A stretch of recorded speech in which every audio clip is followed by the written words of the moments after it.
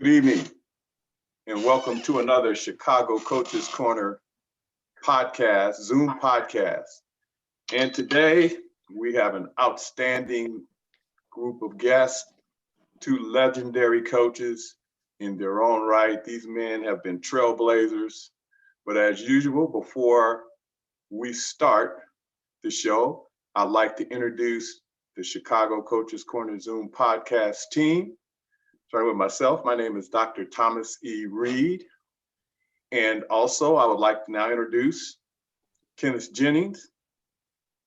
Kenneth is the founder and CEO of Gridiron Alliance, a nonprofit organization, a peer mentor at Life Center, Shirley Ryan Ability Lab, founder of a Man's View blog talk radio show in his own right, has a book called Unbreakable Resilience, and is also a motivational speaker. And I always say that Kenneth is my champion on the team. Kenneth, how you doing today? I am blessed. I feel great. Another day to try to make the difference in people's lives in a positive way. Outstanding. Our next team leader is Mr. Jesse Chick. Coach Chick was a former head football coach at Simeon High School, is now serving as the Dean of Attendance, was a former Director of Player Personnel and Chaplain of College of DuPage football, of the football program at College of DuPage, my working alma mater, and a Hall of Fame coach in the Public Football Coaches Association. Coach Chick, how you doing this afternoon? I don't know if Coach Chick is able to hear us. He's kind of frozen there. Hopefully he'll join back. And so we'll hopefully we'll get back with Coach Chick here in just a second. And who's missing today is Sam McNabb. Sam is the founder of the CETO Sports Talk Network. He is also the founder of the Coaches Corner blog talk radio show. Mm-hmm. And was very instrumental in in us establishing the Chicago Coaches Corner Zoom podcast.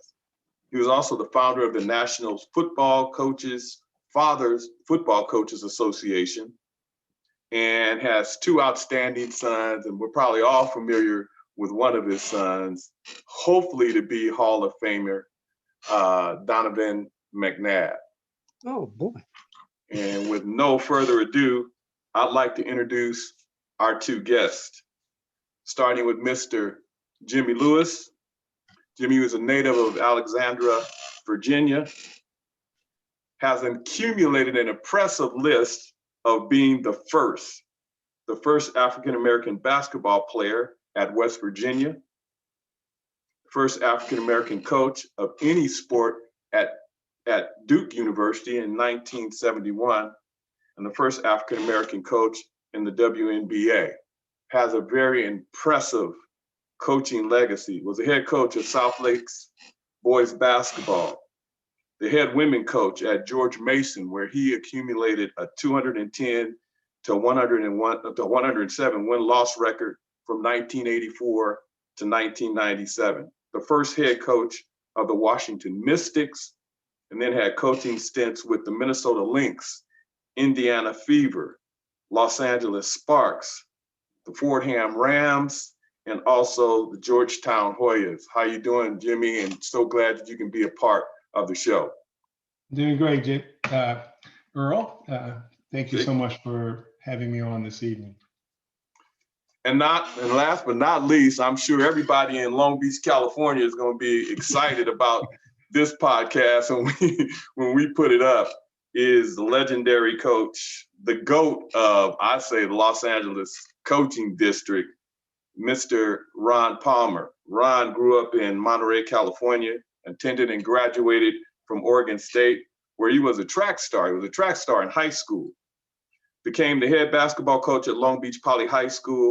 and led that program to an amazing 609 to 105 win-loss record, an amazing 20 Morgue League championships, 8 CIF championships, 15 CIF title games and state and national title in 1984. He also became the head basketball coach at Long Beach State University from 1984 to 1987, if I'm not mistaken. And I know they named the gym after Coach Palmer at Long Beach Poly High School. And anybody who knows anything about the Moore League, and you do your history on the Moore League, you can just see the amount of amazing professional athletes that came out of that league. That had to be one of the top basketball, one of the top high school leagues in the country. Mr. Ron Palmer, how you doing today? And we're so glad that you can be a part of the show. Oh, thank you so much. Pleased to be here talking to you. Great. Well, with no further ado, we're going to dive right into these questions and get going. I'm sure our audience is excited to hear what you guys have to say.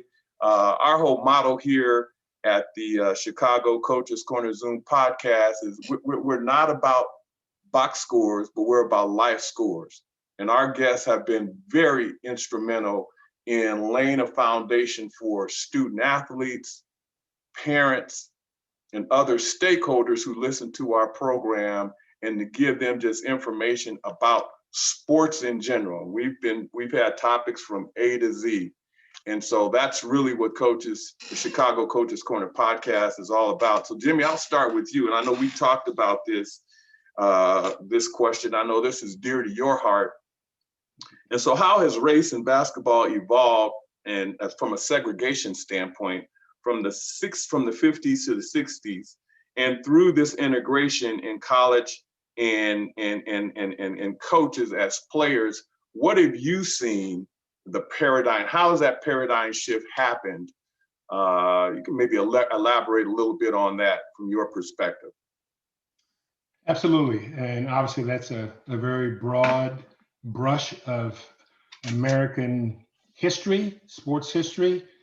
And I feel very privileged to be a son of the South. As you mentioned, I'm a native of Alexandria, Virginia, and I went to segregated high schools here, most notably the high school that produced the great Earl Lloyd, the first African-American to play in the NBA. On October 31st, 1950, we're so proud of all of his accomplishments and first. And Earl really helped to set my feet in the direction of education and sports, along with my family. I had great parents and older sisters who were always focused on education.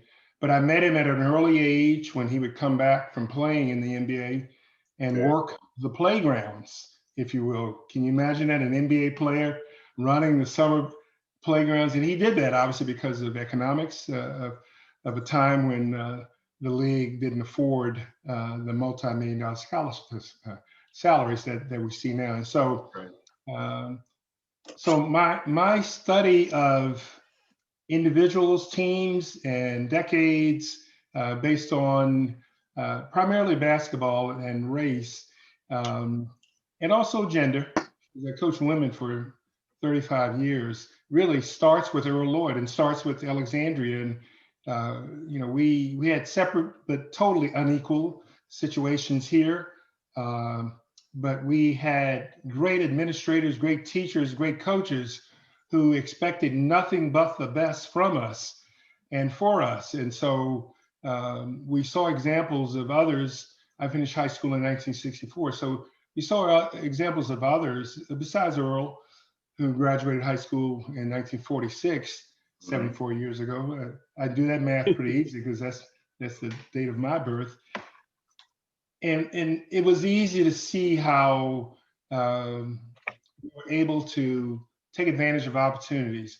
Historically, Black colleges certainly were more prevalent on our radar screen at that time because majority schools had not integrated.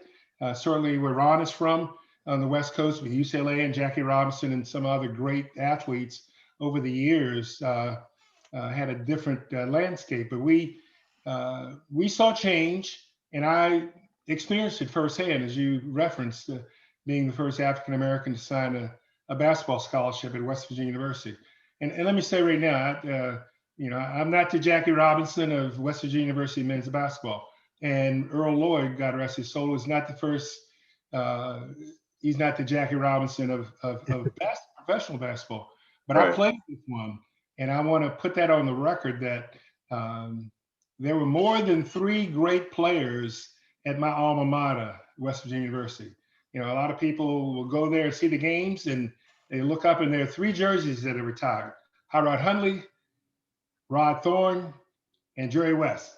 All great All-American players, but I played with one as well who looked just like me. We were the same size, same classification, Ron Fritz Williams, also a native of the state of West Virginia, who was an All-American and set the assist records that lasted for 40 years. And I besides averaging, you know, the golden mark, if you will, of averaging over 20 points a game for 3 varsity seasons, and led us to championships. And so I say that to say that the discrepancies, even though integration afforded us certain things, they still exist in so many ways.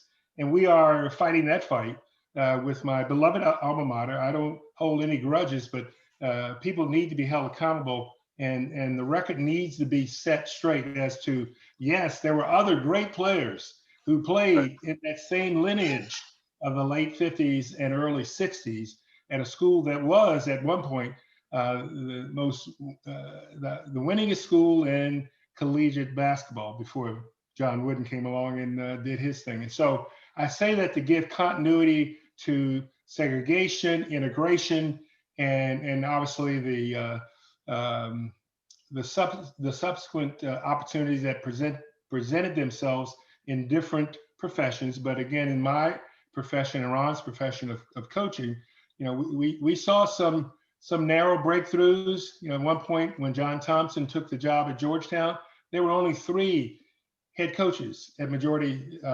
schools for men's basketball. That's thankfully changed, and but we still don't see the numbers, in my opinion, that should be represented in higher forms of leadership, administrators, college professors. I am happy to say, and I'll wrap my comment up with this.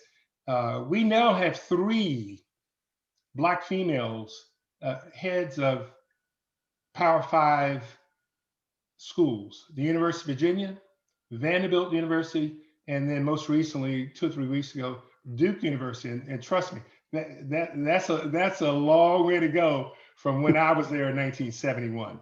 So, Right. So I'm excited about that, but there's so much more that must be done, and we have to keep telling the stories about those who came before us and those who are looking for role models to say that yes, I can also become whatever I want to be, whether it's shooting the ball or writing the checks or running the budgets or doing any other administrative things. They're all transferable skills. Trust me, they are. Yeah, that's great. I'm gonna come a little bit off script. I'm going to, and so we're gonna have some time now. Coach Chick, I'm gonna allow you to ask the question that you wanted to ask, maybe to Coach Palmer, as we go through our series of questions, and we can definitely come back and have Jimmy answer. Well, he can answer both your questions, but I'll refer now to Coach Chick. Coach Chick, I know you have some outstanding questions that you sent me that you wanted to ask these 2 gentlemen. So I'll let you chime in now, and maybe you can start with Coach Palmer, if you like. Okay, and first and foremost, hello, Coach Palmer. I didn't get a chance to say hello to you because we had a little Zoom adjustment on my end, but they brought me on back in, so I made it back to you. So I wanted to make sure that I want to definitely, for both of you, it's an honor to have you. Let me go down with this particular question, set the context. We get done with dreams versus reality. You know, we have a lot of parents out here, they have these dreams for their kids, matriculating to the top level in all, whatever sport it may be. But I was doing some research, and I know you 2 are already aware of it, just to share, because others will be listening to this here. I was looking at the statistics in 2018-19.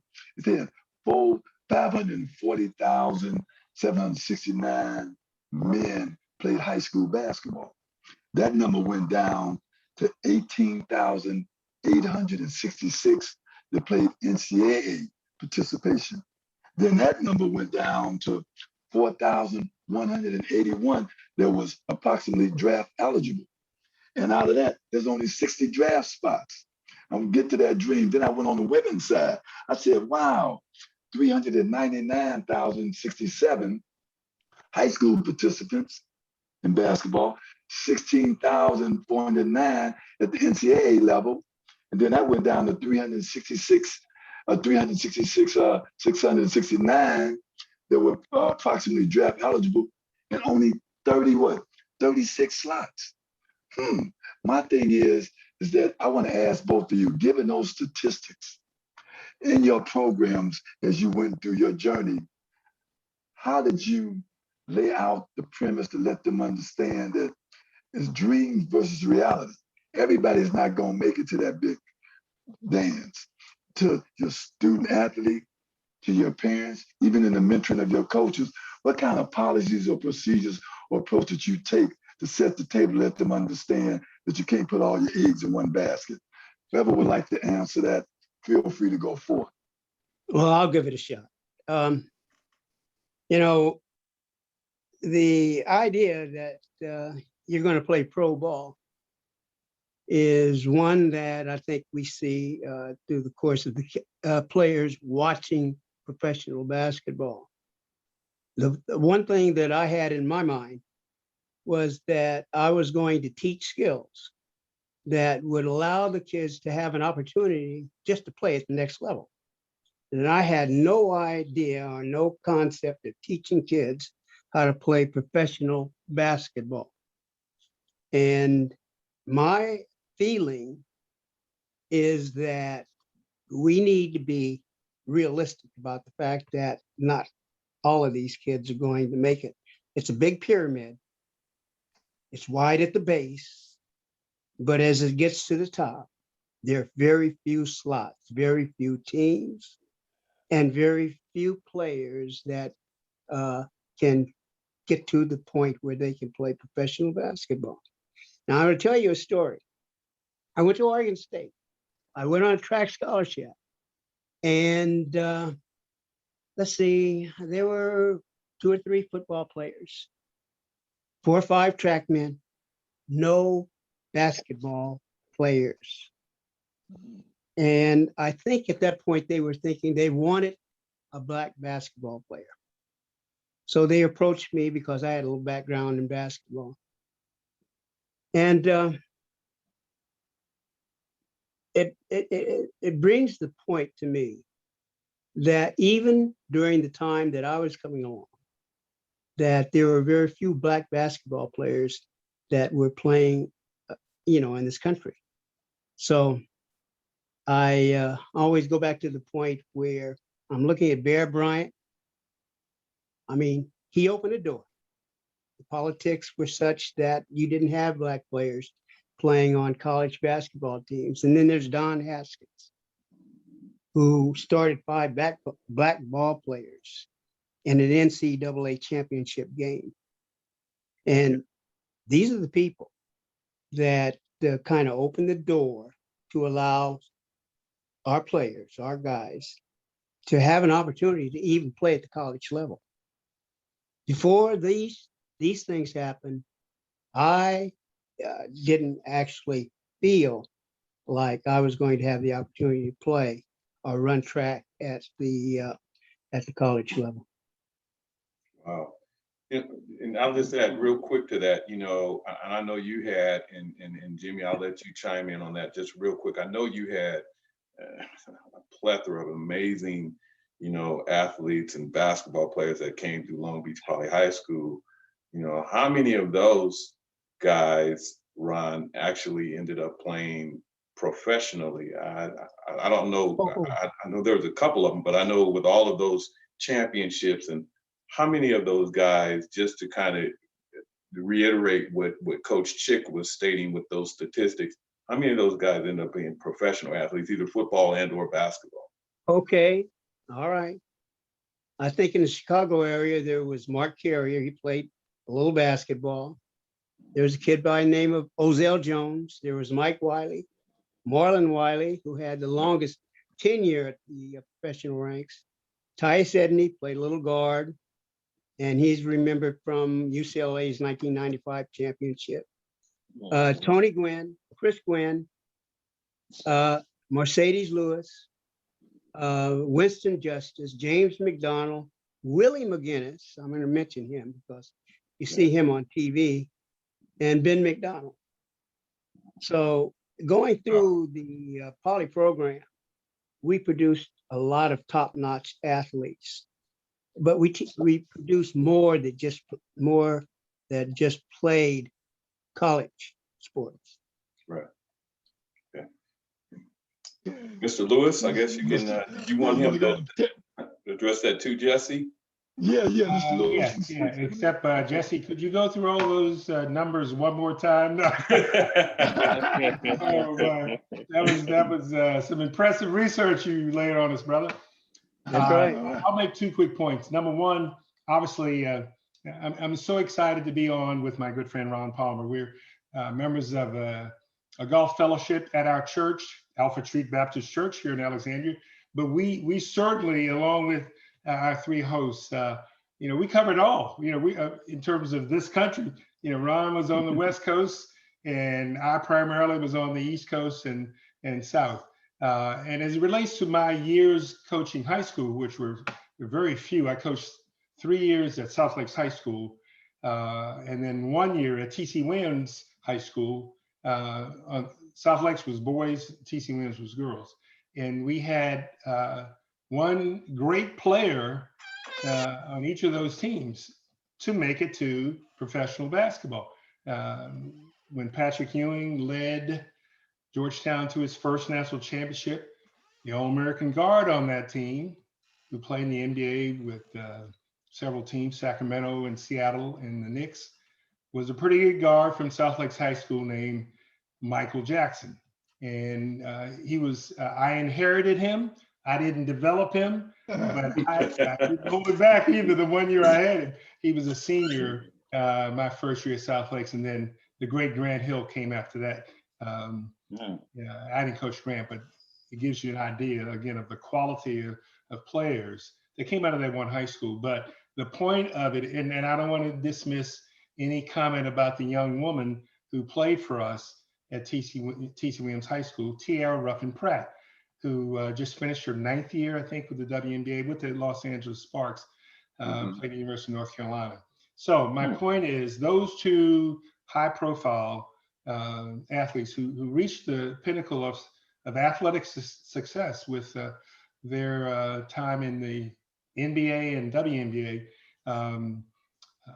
represent one small strata, but the others who either went off to college or did something in athletics while in college other than shoot the ball, becoming managers, statisticians, working in sports information offices, just learning certain trades that were transferable. That's the second time I've used that term, because of the team dynamic from which they came as high school basketball players. And so that's the message that I'm hoping that parents and young people and coaches currently are expressing to and emphasizing to their student athletes, that if you don't go to college to play basketball, you still can have a foot, a hand, a whole body in a program, wherever it may be. The last point I want to make is that,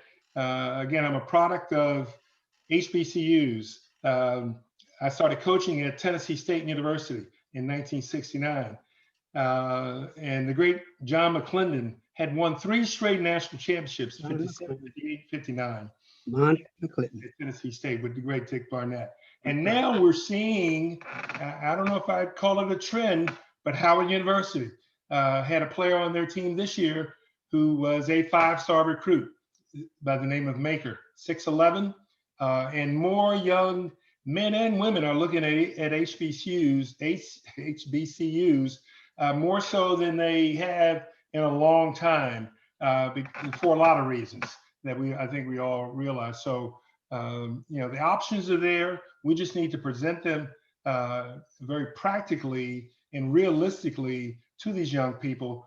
And I know coaches don't, sell them a bill of goods. Oh, you're going to be a pro. Oh, you're going to be a pro. Maybe some other folks are doing that, unfortunately, for reasons that may not be, the best reasons. But their futures are bright.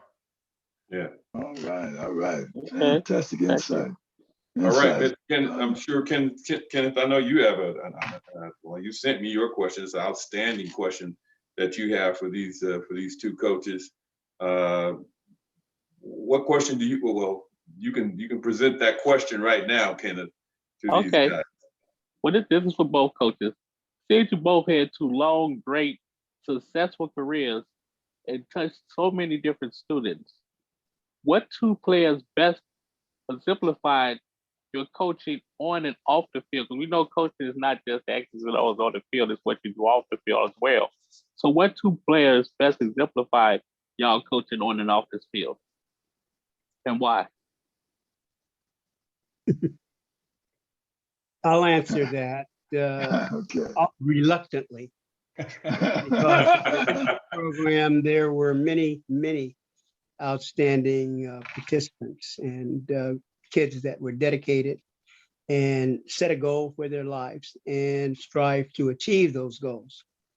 But I'm going to mention names that you will recognize, okay? Tony Gwynn, Hall of Fame baseball player.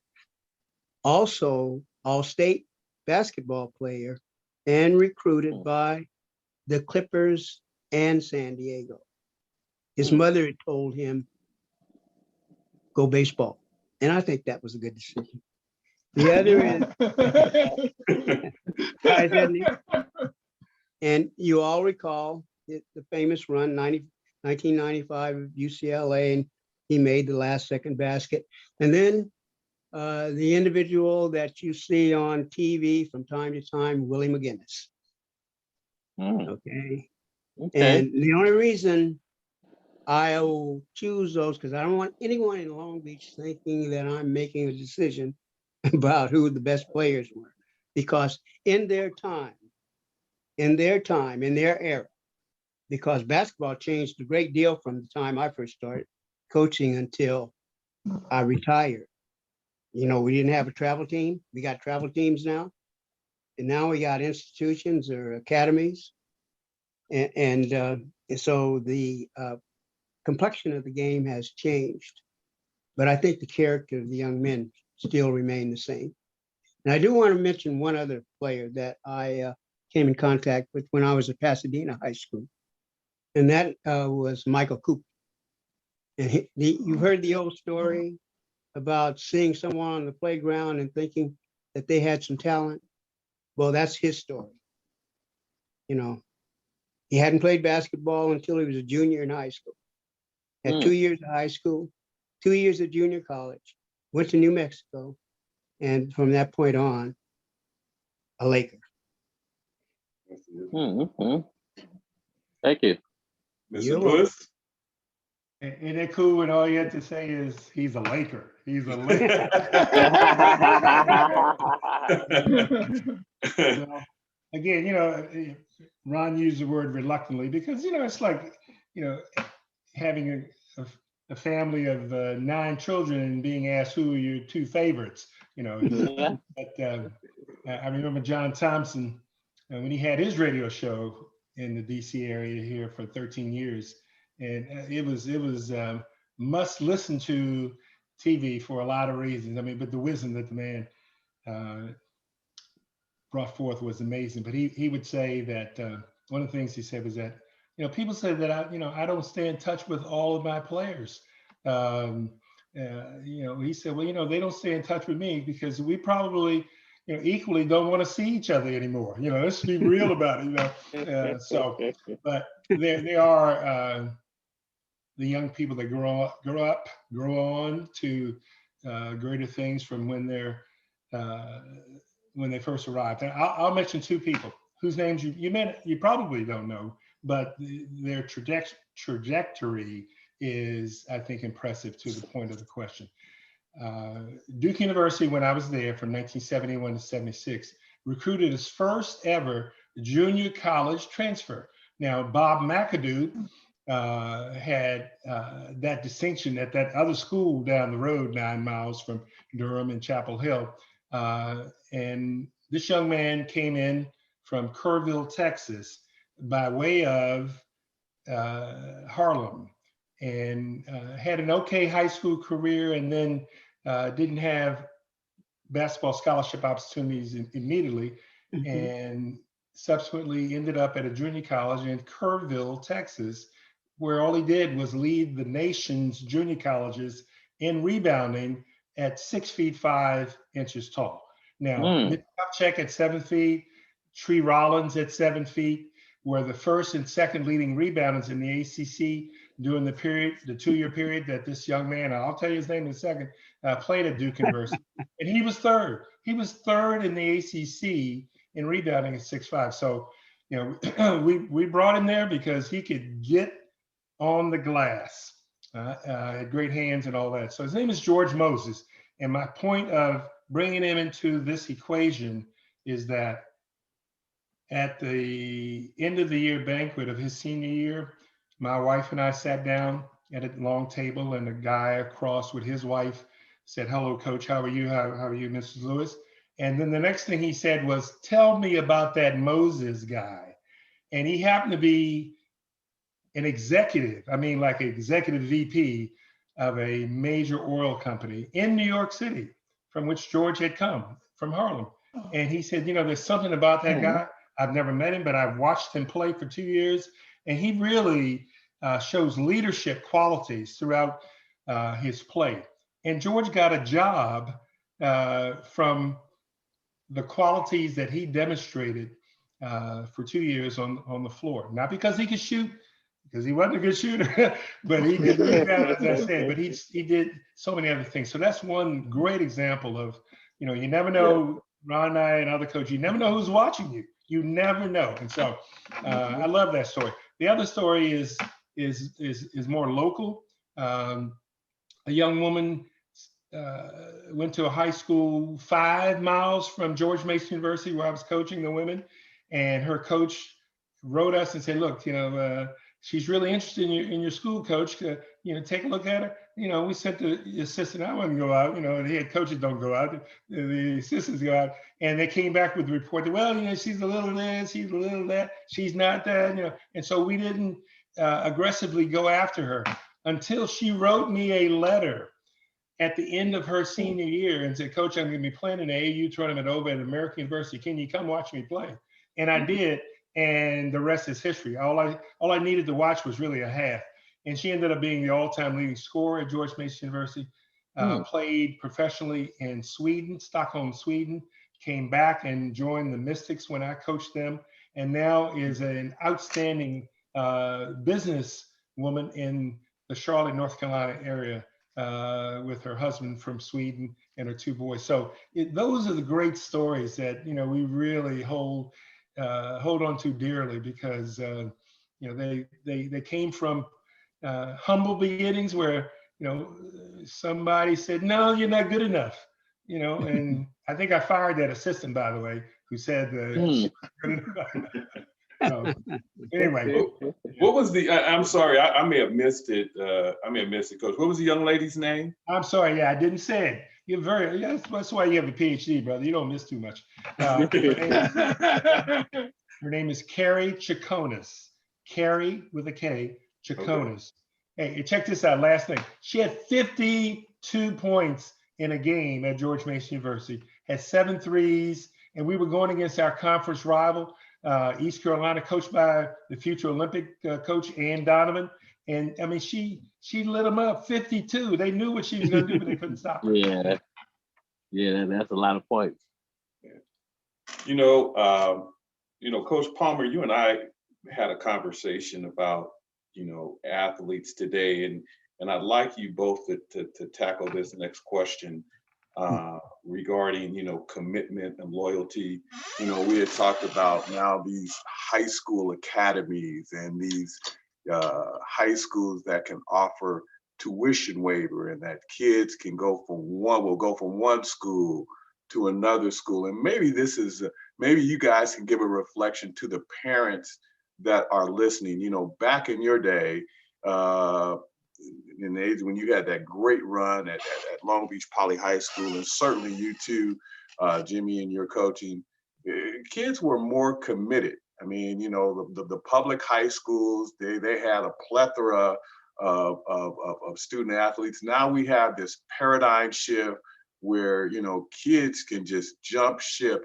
If you had to give a recommendation to parents, and I know all of these parents now are looking for the best program that my kid can go to, the best talent that they can go to, based on your coaching experience and how you've mentored athletes, and both of you have had some outstanding athletes, what advice would you give a parent today regarding, you know, their kids just having a loyalty or a commitment to a program? I'm not going to say whether it's their high school program, whether it's, you know, their travel team program, you know, based on you guys' expertise. Can you address that maybe to the parents who are listening, who are actually dealing with these dilemmas now of their kids, you know, bouncing around from a program to another program? What advice would you give parents? And I'll start with you, Coach Palmer. Oh, thank you. You know, I wrestle with that now because I grew up with the idea that I had a set of buddies, friends, and we all, you know, stayed together. We went to high school together. We played sports together. We did a lot of things together. Nowadays, we're getting away from, or not nowadays, we've been a long time ago. We've left that concept, and it's the individual. But I think it says a lot about sports in general. It says a lot about individuals. It says a lot about a coach who would encourage a young man to leave a school to come to play for them. It says that our society is not the society that I grew up in. I'm sorry. I'm sorry, it is not. There is no loyalty. It's all about the self. And I'm a little disappointed. And I say that because at Poly, we have an outstanding ball player. We did have. His name's Peyton Watson. He's All-American, you know, parade, All-American, whatnot. The team is playing in their playoffs, and he's no longer with them because he's playing for an academy. Now, you know, I don't have the right to make a judgment about that because I don't even know the circumstances. But to me, it hurts a little bit. So I'm going to leave it at that. Okay. Peyton Watson, All-American. Mm-hmm. And playing elsewhere. You know, Jimmy, you can take that same question and maybe, I don't know how much you experienced that, you know, with the professional women you've been affiliated with. You know, I don't know if they had the portal at, you know, when you were at George Mason, but, you know, what's your position on this, you know, this ideology, I guess, that we have to today with these players and commitment and loyalty? What would you tell, you know, parents that are listening, or maybe even student athletes? Yeah, well, I'll piggyback right on what Ron said, because, you know, we're not two old guys sitting on our porch saying, get off my lawn. We understand that, yes, times have changed, not always for the better, and nor are we being judgmental. We're just stating the facts. Did it happen when I coached high school in the early 80s? Absolutely.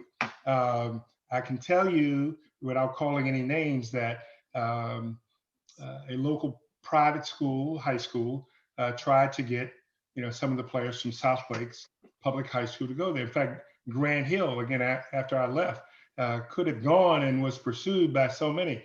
And so I would use that as an example. Certainly he's an exception. However, loyalty is loyalty is loyalty. And the concept of community, where public high schools back in the day, without getting nostalgic nor unrealistic, they were special fabrics of the community on a Tuesday or Friday night. There's nothing like seeing a great high school game, so now fast forward, it is, I would say it's out of control. And I was the parent of two, one of whom played college basketball at Duke University, played basketball at Harvard University, Christopher. But he went to a school that prepared him for what his skills and talents, not basketball wise, best fit.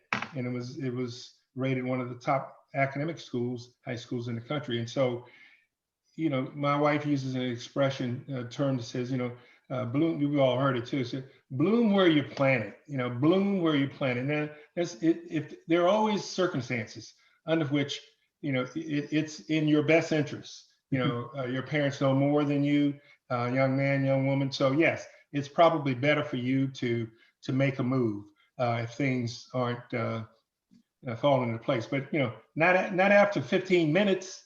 Everything is done so sometimes haphazardly and without real time and thought put into. And then the last thing that you mentioned, the transfer portal in college certainly did not exist when I was coaching college ball.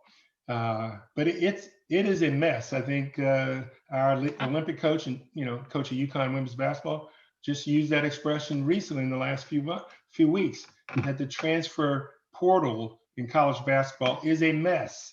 And to Ron's point, coaches within conferences are talking to and recruiting their rival in conference players. What kind of, can you imagine at halftime, the players are going back on the floor and the other coach is talking to one of your players and like, hey, Wow. you want to play second half for us? That's almost as absurd as what is happening. So, we need, if Coach K doesn't want to be called a czar, I saw his press conference when he announced his retirement subsequent to a year out, but we need someone like him who, again, feels the same way. And he is the same vintage of Ron and I, that this is not working. The NCAA needs help from so many standpoints, and the leadership from someone like him, I think, is sorely needed. Good point. Good point. Yes, wow, interesting. I wanted to ask this question to both of you.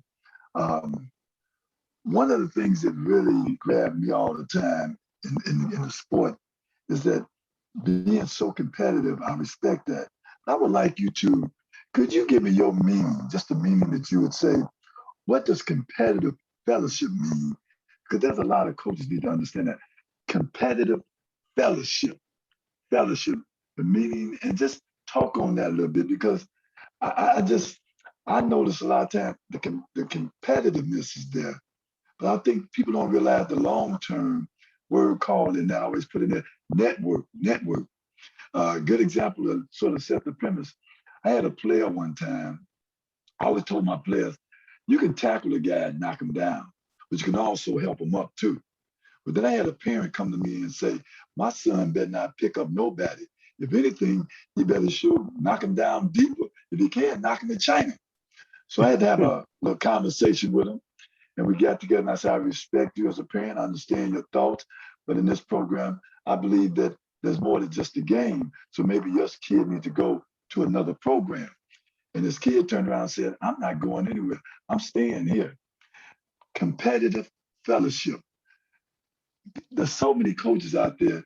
Would you talk about competitive fellowship, the meaning that you lay out for it, and how to implement to make sure that we compete, but we don't forget about the fellowship? Who would like to take that? Either one of you. Just talk on that a little bit if you don't mind. I'm going to recommend Jimmy.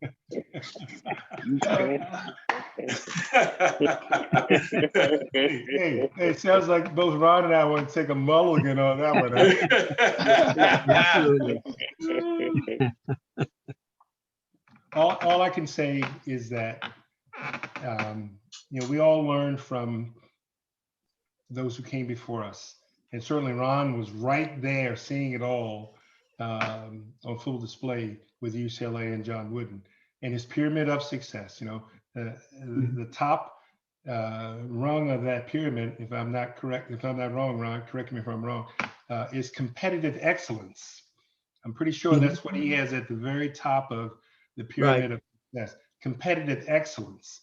And that goes to so many different levels and aspects of a person's existence, not just how they play hard and play tough and they're competitive and what does that mean if you don't have the respect of your fellow teammates who see you every day and know that if you're not treating them with proper respect in terms of rules and regulations that the coaches set on and off practice courts, same thing with the teams that they play against. Guys who may be super talented may not get voted by their peers of coaches within their conference because of how they conduct themselves in challenging times. And we're all vulnerable. We know that, but the poise and the maturity that we love to see when times get tough. The old expression again. I guess I'm corny. When the tough get going, when tough times come, the tough get going. And it's not in a matter of doing this being tough. It's being within fellowship. Your word, Chick. Within fellowship of this dynamic of 10 players, 3 referees, and all these other coaches and players on the sideline. That's the fellowship, where the people are going nuts in the stands, but we are not letting that affect how we treat each other. Excellent insight. You want to add on to that, Mr. Palmer, by any chance? Well, this is one of those questions where you have to give a certain amount of thought to, but I think the demeanor of your players is a reflection of your personality. And I believe they learn that from the teacher, the coach, how to accept all types of situations. You're not always going to win. Learn how to lose gracefully. And when you do win, learn how to win and show, respect. And I believe that I would think Jimmy carried himself in such a way that he didn't get overexcited about anything. That's the way I coached. We play to win, and we're going to win within the boundaries set for competition. And that's basically, I think, all you can do. And if you get parents who are a little over exuberant, I always tell parents, you're not in the gym. You come and watch the game. We do all our business inside closed doors. Yes, sir. And so don't even try to influence our kids, our players. We'll take care of that business. And that's the way I see it. Before, Kenneth, I know you may have, but I just want to add to that, Jesse, as far as coaching image. And I had the opportunity to, obviously I played at a different high school, but to see Coach Palmer demeanor. And very rarely, now he was extremely dominant in the Moore League, but you never saw him, he was always very smooth. And just like he does now, it was, when he puts his hand on the glasses during the coaching game, we used to call him the Wizard back then. but he definitely exemplified definitely a positive coaching demeanor. And it was during the time when, it was very competitive. Even my high school coach, even Bill O'Dell, I know that when Coach Palmer came on the scene, as competitive as it was with Compton and Lakewood and Wilson and St. Anthony's and all of these teams who had outstanding athletes, I can just say just by playing and watching him that he was always so smooth on the sidelines, and his coaching demeanor was excellent. And I always remember that even when I started coaching. And I'm not saying that, Coach Palmer, because you're on this show. I mean that wholeheartedly. Thank you. Just a just so smooth operator on the sideline with his team. So he was spot on with that.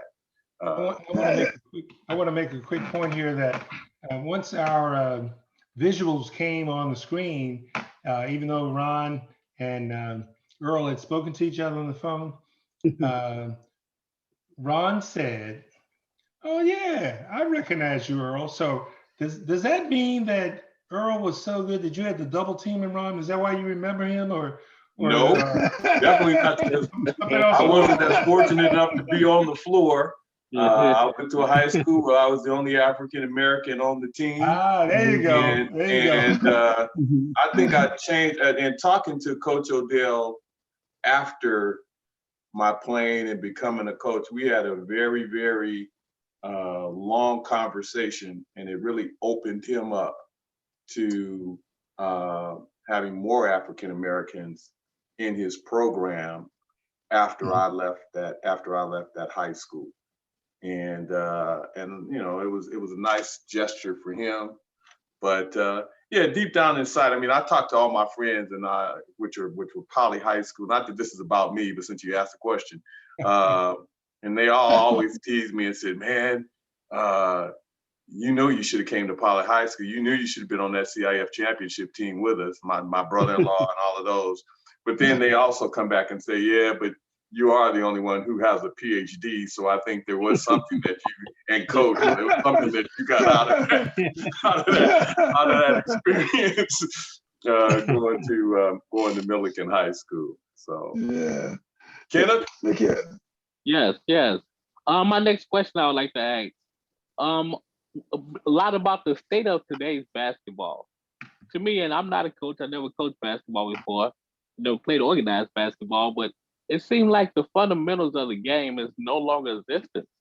Everybody's shooting threes, or you might dunk the ball, but just the fundamentals is gone, and it makes it kind of hard to watch. What are y'all thoughts on the state of today's basketball?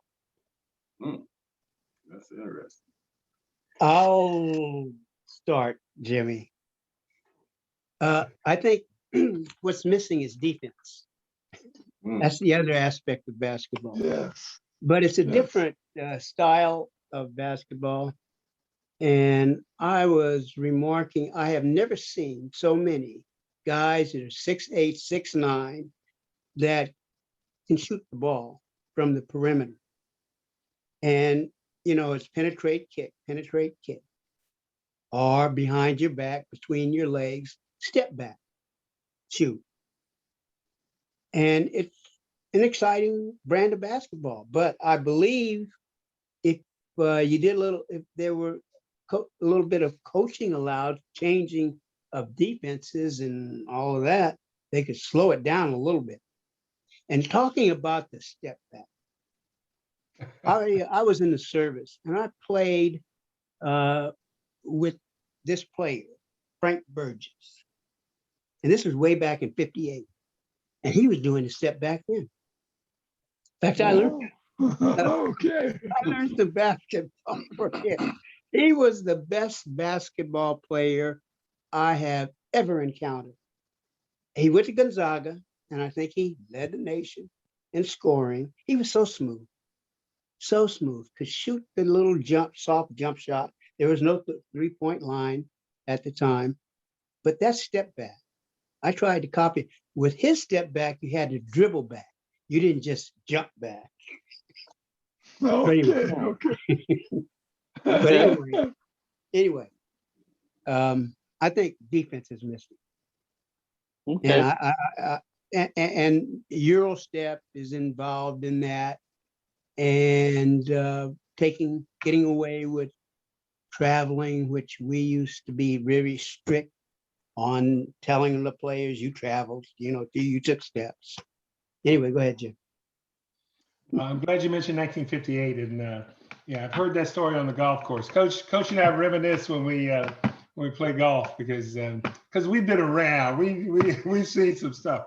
And in 1958, the Rabbit from Washington D.C. Go watch YouTube of Elgin Baylor. He was doing the Eurostep in 1958.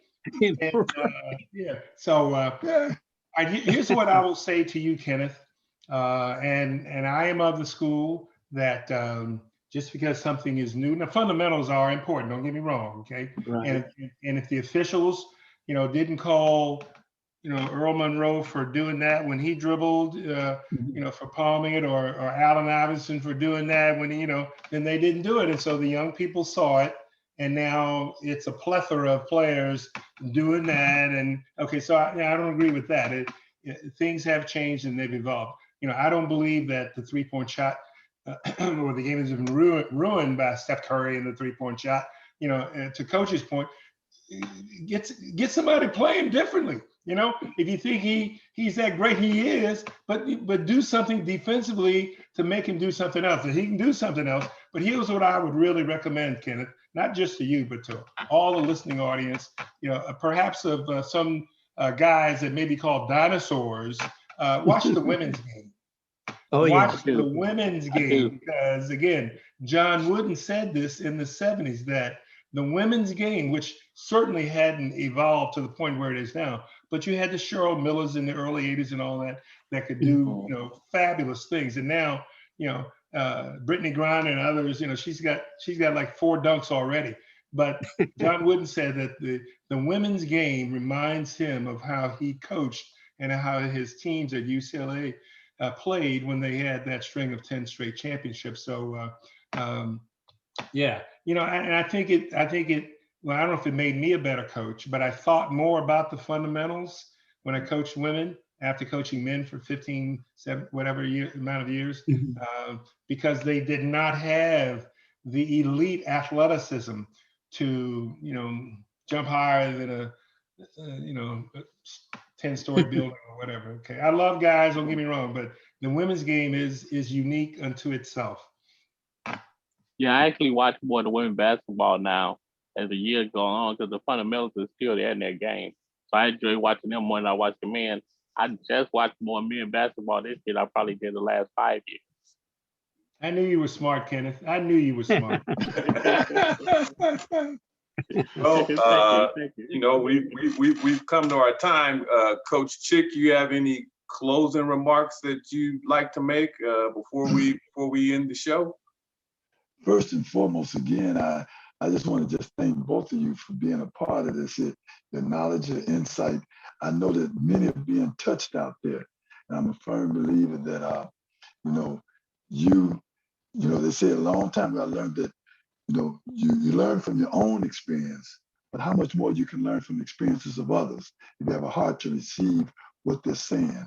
And I really just want to tell you from the bottom of my heart that it's just an honor to have both of you with us this evening. And I know that when people view this video, it's going to do a true, earnest difference in their insight, foresight, and present sight regarding the game of basketball and life.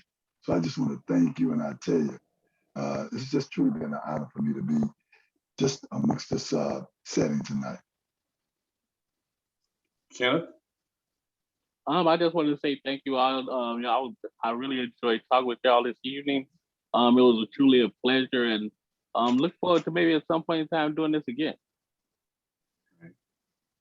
Well, Ron and Jimmy, this has been outstanding. And I knew it would be when you guys signed on to be a part of the Chicago Coaches Corner Zoom podcast and just having an opportunity to talk to both you men, you know, on the telephone. It was so enlightening for me and indeed an honor. And I just thank both of you for taking your time, for taking the time out to be a part of the show. Really, really appreciate it. And as they say, you know, the check is in the mail. But we thank you guys. And as our motto to our listening audience for Chicago Coaches Corner, we're not about box scores, but we're about life scores and changing Absolutely. the lives of those who just happen to have an opportunity to listen to those shows with the many great guests that we've had in the past and those that we'll have forthcoming as well. Thank you, gentlemen. We really appreciate it. Thank you also. All right. God bless everybody. God bless. God bless God you. bless. All right, God bless.